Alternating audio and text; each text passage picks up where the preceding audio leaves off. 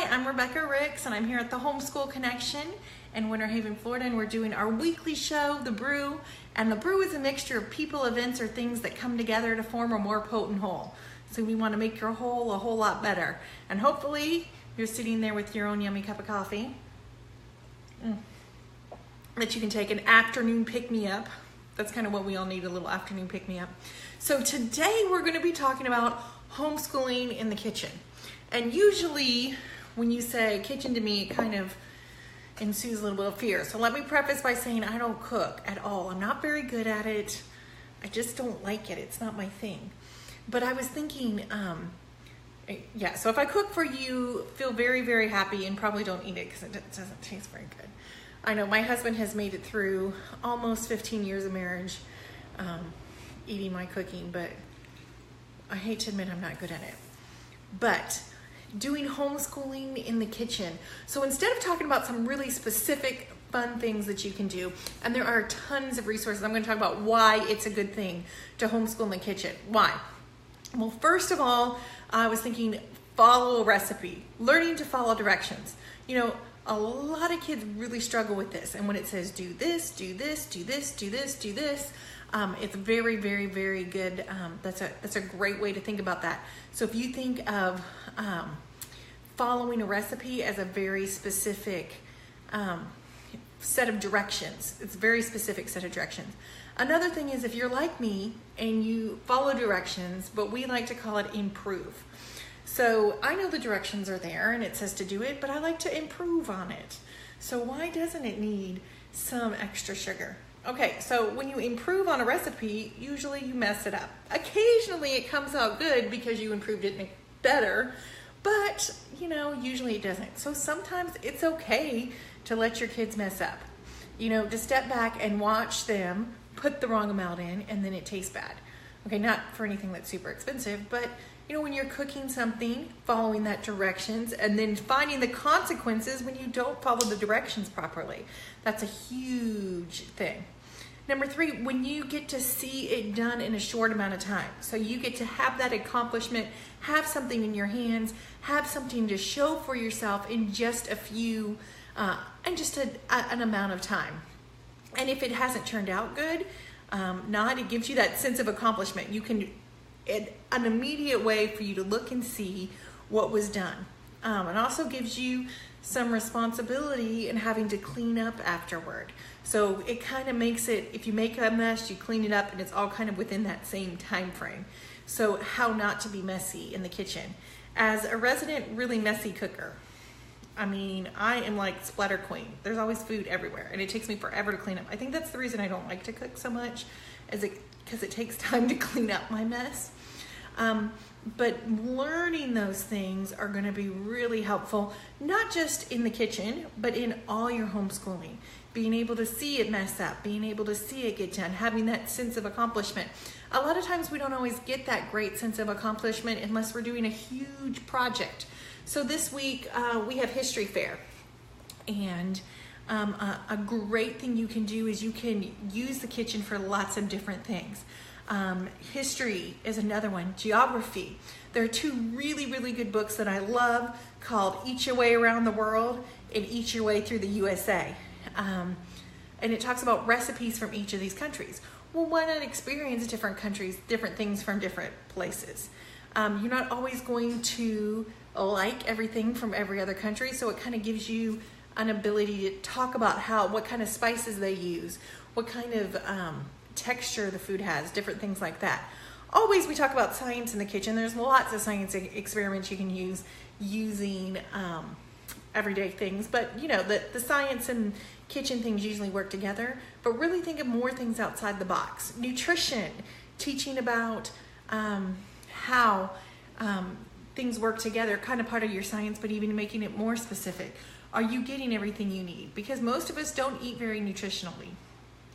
Unfortunately, I don't want to point any fingers, but I might be one of those, unfortunately. So if you can really talk to your kids about nutrition, making sure you have a balanced diet, make sure you're doing, everything that you should have in a meal. instead of putting it as a diet, you can make it about what it would be. You can do meal planning as part of that. Another really big thing is learning how certain ingredients fit together. Okay, so traditionally, I mean, I've always been taught this, according to my Top Chef watching, you don't do seafood and cheese together. It doesn't work. I mean, seafood and cheese are not something that you put together. But I was at a restaurant this weekend with a friend of ours, and he got a quesadilla with lobster and something else in it. It looked really cheesy. And I was like, isn't that a thing you don't do? Like, you don't do cheese and seafood together? And he thought it was really good. So I might have to try it next time we go. But things like that, what kind of goes together? What cheese and meat go together? What do you like together? Try new things and learn how to experiment. We used to make our own sandwiches growing up. So when you make your own sandwiches, we could put whatever we wanted to on it. So, or hot dogs. We made a lot of hot dogs growing up. I don't know why. And I had my own special sauce. It was mayonnaise and ketchup mixed together, or you can also do barbecue sauce and ranch. It's really good together. Or barbecue sauce and mayonnaise. I know. Later on, I found out that I wasn't the only one who'd ever done that, that there actually is a sauce that's kind of like, it's the mayonnaise and the ketchup mixed together. I forget what it's called, but it's really good, yummy. So that's what I like. So you can kind of learn your taste. You can kind of figure out what goes good together. Now, of course, there have been some misses. I wouldn't say that everything I made mixed together and tried different tastes work, but you can definitely do that. So as a summary, when you're in the kitchen, it's really helpful. And now I would go on, I know we have several things on Pinterest that talk about some great experiments you can do. But I'm really going to encourage you. When we were growing up, I was homeschooled back in the dark ages when nobody had any fun, before homeschooling was cool.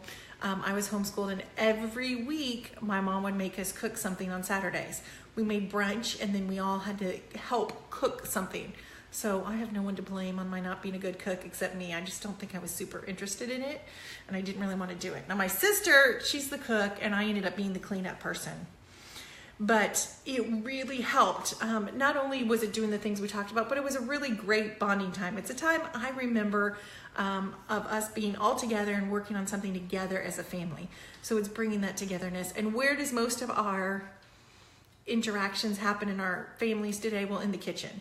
Our houses are built around where our kitchen is. It's such an intricate and important focal point of our families and how we function, that it's why not use it as something we can do.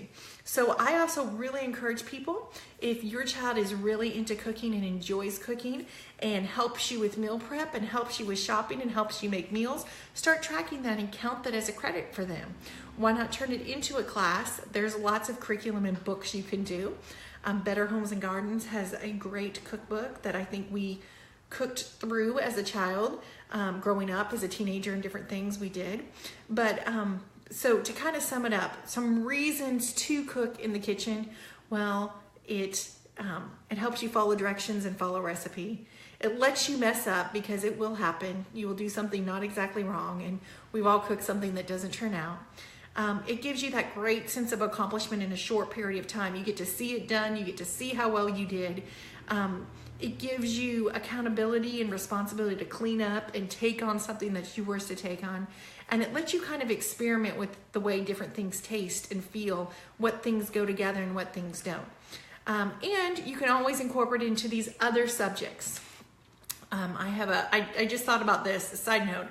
I have a group of another family that I know that homeschooled, and they would do a certain movie. So maybe they were taking a movie and they would do food throughout that movie. So maybe you were doing Jane Eyre, and they would do tea and crumpets, or different things that movie was doing, do the food to go with that movie.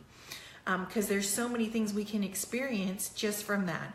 So maybe you're doing different books. You can look and see what food is in that book. What can we do to bring this book in literature alive for us? Through a way we taste, because we're using our five senses, taste, feel, smell.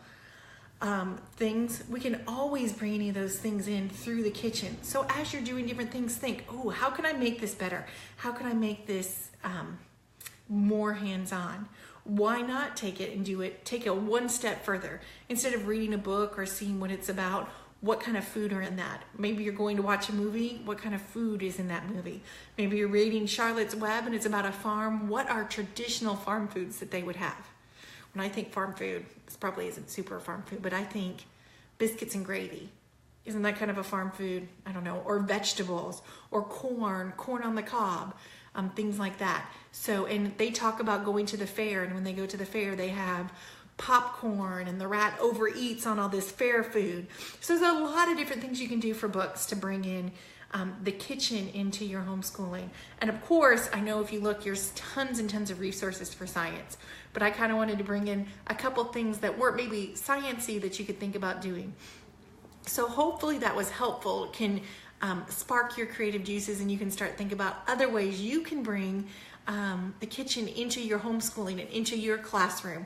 And if you have other great ideas or great resources that you think, or you've tried something in the kitchen and you have a recipe you want to share with us, please let us know, because we're always ready, always want to hear about what does work, and what was maybe a Pinterest fail, what didn't work, to help us with everyone who's watching or helping along. So don't forget, as you're homeschooling, you're not alone, and we're here to help. And hopefully this was a little bit of help for you. We'll see you Friday morning on An Extra Shot of Espresso.